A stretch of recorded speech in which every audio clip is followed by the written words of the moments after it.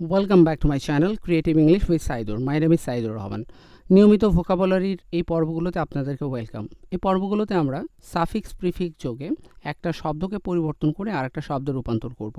আজকের পর্বে আমরা শিখব কিভাবে ভার্ব থেকে আপনি কোনো একটা শব্দকে ট্রান্সফরমেশন করে নাউনে গঠন করবেন। ভোকাবুলারি সিরিজের এটা প্রথম পর্ব। আশা করব আপনারা সবাই নিয়মিত আমাদের ক্রিয়েটিভ ইংলিশ উইথ শাইদুর ইউটিউব চ্যানেলের পাশেই থাকবেন। প্রথমত আপনাকে একটা ভার্বকে নাউনে রূপান্তর করতে হলে নাউনকে চিনতে হবে, ভার্বকে চিনতে হবে। তো নাউন কিভাবে চিনবেন? যদি কোনো একটা শব্দের শেষে আপনি নিচের এই সাফিক্সগুলোকে দেখতে পান, তাহলে সেই শব্দটা মনে রাখবেন, সবসময় নাউন হবে। শব্দগুলো অবশ্যই আপনার মাথায় ফিক্সড করে রাখতে হবে। For example, ION, TION, SION, PTION বা RER, IER, OR, ATION, infication, ance, ince বা s।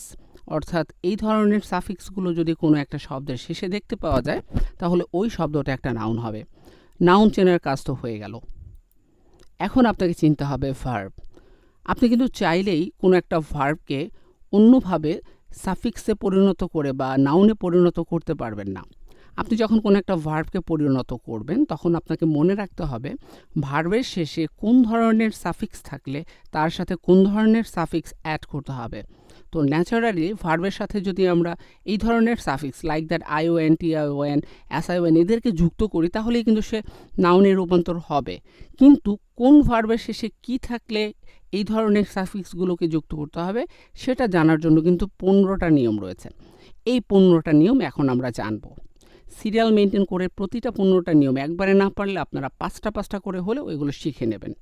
প্রথম নিয়মটা হচ্ছে, আপনি যখন কোনো একটা ভার্বের শেষে ডাবল এস দেখতে পাবেন, তখন শুধুমাত্র তার সাথে ION যুক্ত করেই কিন্তু নাউন গঠন করা যাবে। ATE থাকলে IONও যুক্ত করা যাবে। যদি জেটি থাকে তাহলে ATION, আর যদি SE থাকে শুধু ION। আবার মাঝে মধ্যে FI পাবেন কোনো একটা ভার্বের শেষে আপনি, সেক্ষেত্রে FICATION, ফিকেশন হয়ে যাবে। টি বা TE যদি থাকে তাহলে ION যুক্ত করা যাবে। DE থাকলে SION যুক্ত করা যাবে। এখানে হলো 7টা রুলস। এরপরে আরও যেই রুলসগুলো আছে সেটা পরের পেজেরগুলো হচ্ছে, ভার্বের শেষে যদি অ্যান্ডি থাকে, আপনি যদি কোনো একটা ভার্বের শেষে অ্যান্ডি দেখতে পান, তাহলে দুইভাবে তাকে রাউন্ড করা যাবে, অথবা SION অথবা TION। যদি IT দেখতে পাই তাহলে SSION, UME দেখতে পেলে PTION, এন্ড দেখতে পেলে আপনি অ্যান্স বা ENCE যুক্ত করে নাউন গঠন করতে পারবেন। ED দেখতে পেলে কোনো একটা ভার্বের শেষে, সেক্ষেত্রে ESS। এমন কিছু ভার্ব আছে সেটা আপনার এই যে ER, IER, OR এদেরকে গঠন করে যুক্ত করা যাবে। এটার জন্য শেষে কি আছে সেটা জানার প্রয়োজন হয় না। আপনি যখন প্র্যাকটিস করতে থাকবেন তখন এগুলো দেখে কিন্তু বুঝতে পারবেন। আবার কিছু ভার্ব আছে যার সাথে মেন যুক্ত হয়, মেন যুক্ত করে নাউন করা যায়। কিছু ভার্ব আছে যাদের সাথে AL যুক্ত করে নাউন করা যায়। আবার কিছু ভার্ব আছে যাদের সাথে অ্যাবিলিটি যুক্ত করে ভার্বকে নাউনকে গঠন করা যায়। তো এই হচ্ছে বিষয়গুলো বন্ধুরা, এদেরকে মাথায় ভালো করে প্রথমত ফিক্সড করে ফেলেন। এখন আমরা কিছু উদাহরণ দেখব যেগুলো আপনাদের আশা করি অনেক কাছে আসবে।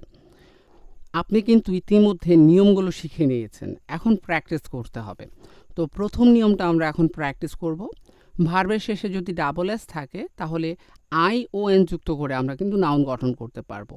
ফর এক্সাম্পল, এখানে কিছু এক্সাম্পল আছে, যেমন কনফেস, ইটস আ ভার্ব। লক্ষ্য করে দেখেন শব্দটার শেষে কিন্তু ডাবল এস আছে, তাহলে এটার অর্থ দাঁড়াবে অপরাধ বা দোষ স্বীকার করা থাকবে, কাজ করা।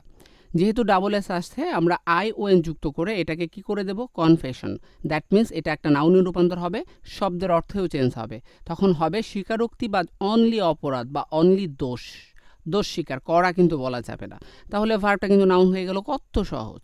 এই যে ভার্ব ওপ্রেস, দেখেন সবার শেষে ডাবল এস আছে, তাহলে উৎপীড়ন বা অত্যাচার করা। নাউন করলে আপনি ION যুক্ত করে দেন, অপারেশন বা উৎপীড়ন বা নির্দয় ব্যবহার। ডিসকাস, ডাবল এস আছে, তাহলে ডিসকাশন, আলোচনা। আর যদি ডাবল এস আছে, যেহেতু ভার্ব, আলোচনা করা হবে। প্রোগ্রেস, ডাবল এস আছে, তাহলে অগ্রগতি সাধন করা। এটাকে যদি নাউন করি আমরা জাস্ট ION যুক্ত করে প্রোগ্রেশন দিয়ে দিব, অগ্রগতি বা উন্নতি। এক্সপ্রেস আছে, প্রকাশ করা, ইটস আ ভার্ব। কিন্তু যখনই কি হবে, আপনার ION যুক্ত করে দেব, তখন কিন্তু সেটা একটা কিসে পরিণত হবে, নাউনে পরিণত হবে, অর্থাৎ অধিকার বা দখল। যদি আপনারা এই অংশটা বুঝতে পারেন, তাহলে লক্ষ্য করে দেখবেন শব্দ তৈরি করা কত সহজ। এখন একটা শব্দ আমি দিচ্ছি, আপনারা ট্রাই করেন।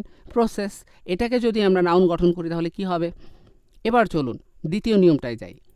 দ্বিতীয় নিয়মটা হচ্ছে ভার্বের শেষে যদি এই টি ই থাকে তাহলে আমরা ওই যে ইটা আছে এটা উঠায় দিব, উঠায় দিয়া আই ও এন যুক্ত করে আমরা নাউন গঠন করতে পারবো। যেমন ধরেন ক্যালকুলেট, ইটস আ ভার্ব, গণনা করা বা হিসাব করা। এখন দেখেন লাস্টে কিন্তু একটা ই আছে, এই ইটাকে তুলে দিয়ে আমরা কি যুক্ত করে দিব, আই ও এন। মাঝে মধ্যে টি আই ও এনও যুক্ত হতে পারে, তাহলে আপনি এখানে টি আই ও এন যুক্ত করে দেন, ঠিক আছে? টি আই ও এন এটা যুক্ত করে দিলে হবে। অ্যাকচুয়ালি টিটা তার সাথেই অটোমেটিক্যালি থাকবে আর কি। আপনি ওই টিটাকে রেখে দিয়ে একসাথে টি আই ও এনও বলতে পারেন বা আই ও এনও বলতে পারেন, তাহলে কি হলো, ক্যালকুলেশন, অনলি গণনা বা হিসাব। পরেরটা দেখেন কমিউনিকেট, মানে যোগাযোগ রক্ষা করা বা যোগাযোগ করা। আমরা যদি বলি কমিউনিকেশন তাহলে যোগাযোগ বা আদান প্রদান অনলি। তার পরের ওয়ার্ডটা হচ্ছে কনসেন্ট্রেট, মানে পূর্ণ মনোযোগ দেওয়া। আমরা বলি না মনোযোগ দিতে হবে, কেন্দ্রীভূত করা ভার্ব হিসেবে ব্যবহার হবে। তাহলে আমরা যদি এটাকে নাউন করি তাহলে কনসেন্ট্রেশন, মানে আই ওন যুক্ত করে দেবো, কিন্তু শেষের ইটা কিন্তু আর থাকবে না, তখন পূর্ণ মনোযোগ। তারপরে কংগ্রেচুলেট, কাউকে কংগ্রেচুলেট করাটা কিন্তু একটা ভার্ব, আমরা অনেকে জানিই না এটা, মানে নাউনার ভার্বে প্যাচ লাগাই দিই, কিন্তু কংগ্রেচুলেট হলে এই যে ই আছে এই জন্য ভার্ব, এটা মানে অভিনন্দন করা বা অভিনন্দন জানানো। আমরা যখন বলবো কংগ্রেচুলেশন তখন কিন্তু এটার ভার্ব না, তখন সেটা নাউনে রূপান্তর হবে, শুধু অভিনন্দন। এই যে কংগ্রেচুলেট বা কংগ্রেচুলেশনের ব্যবহার কখন কিভাবে হবে আমরা অনেকেই কিন্তু আগে জানতাম না, আজকের পর থেকে আশা করি আপনারা সঠিক ব্যবহারটা করতে পারবেন। তারপরে এডুকেট যদি থাকে তো এটা হবে একটা ভার্ব, এডুকেট, হ্যাঁ, এটা এডুকেটসও হতে পারে থার্ড পারসন সিঙ্গুলার হলে। তাহলে এটা তুলে দিয়ে আপনি কি করে দেবেন, এডুকেশন বা এজুকেশনস, ওকে, তাহলে সেটা নাউনে রূপান্তর হবে, তখন হবে শুধু শিক্ষা। যদি এই 2 নম্বর রুলসটাও মুখস্থ হয়ে যায় বা বুঝতে পারেন তাহলে কি করবেন, এখন আপনারা আমাকে ইন্ডিকেট এটাকে পরিবর্তন করে নাউনে রূপান্তর করে দেবেন। বন্ধুরা আপনারা কিন্তু এটার একটা স্ক্রিনশট নিয়ে নেবেন, ঠিক আছে, যাতে আপনারা পরবর্তীতে প্র্যাকটিস করতে পারেন। এবার দেখবো আমরা 3 নম্বর রুলসটা, জাস্ট মাথায় ফিক্সড করে রাখেন, এখানে একটু ঝামেলা আছে।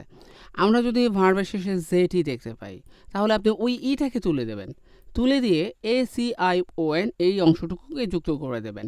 ফর এক্সাম্পল এখানে দেখেন সিভিলাইজ, তাই না, জেটি আছে। এখন তাহলে এই ইটাকে তুলে দিয়ে আপনি জাস্ট বসায় দেন ATION, তাহলে সিভিলাইজ মানে সভ্য করা ভার্ব, আর যদি আমরা সিভিলাইজেশন বলি তাহলে শুধু সভ্যতা। রিয়েলাইজ, অনেক শব্দ এরকম পাওয়া যায়, রিয়েলাইজ শেষে ই আছে, আপনি রিয়েলাইজেশন করে অনুধাবন করে দেন। ইউটিলাইজ মানে আলোচনা করা, ই আছে, আপনি ইউটিলাইজেশন করে দেন ব্যবহার করা। হসপিটালাইজ মানে অধিকার বা দখল, আপনি এই যে ইটা আছে এটাকে তুলে দিয়ে হসপিটালাইজেশন, এটার অর্থ প্রকাশ করা হয় সেটা করে দিতে পারেন। ওকে বন্ধুরা, তো এগুলো খুব সহজ, একেবারে খুবই ইজি, আপনারা জাস্ট প্র্যাকটিস করলেই কিন্তু পারবেন আর কি। এখন একটা শব্দ আপনাদেরকে দিচ্ছি, ইকুয়ালাইজ, আপনারা এই শব্দটাকে পরিবর্তন করে ভার্বে রূপান্তর করবেন। তো বন্ধুরা পরবর্তী পর্বে আমি 4 থেকে যে 15 নম্বর নিয়মগুলো আছে এগুলোর উদাহরণ নিয়ে আপনাদের সামনে আসবো। তো আপনারা আমাকে একটু কাইন্ডলি কমেন্ট সেকশনে জানাবেন ভোকাবুলারির এই সাফিক্স প্রিফিক্স সহ পর্বগুলো কি আপনারা কন্টিনিউ চান কিনা। যদি আমি দেখতে পাই যে আপনাদের আগ্রহ আছে, আপনারা এই বিষয়গুলোকে অ্যাকসেপ্ট করছেন, তাহলে আমি নিয়মিত আপনাদের জন্য খুব শীঘ্রই আরও একটা ভিডিও তৈরি করে পর্বগুলো কন্টিনিউ করব। আজকে তাহলে এখানেই বিদায় নিচ্ছি, সবাই ভালো থাকবেন এবং সুস্থ থাকবেন। আল্লাহ হাফেজ অ্যান্ড টেক কেয়ার।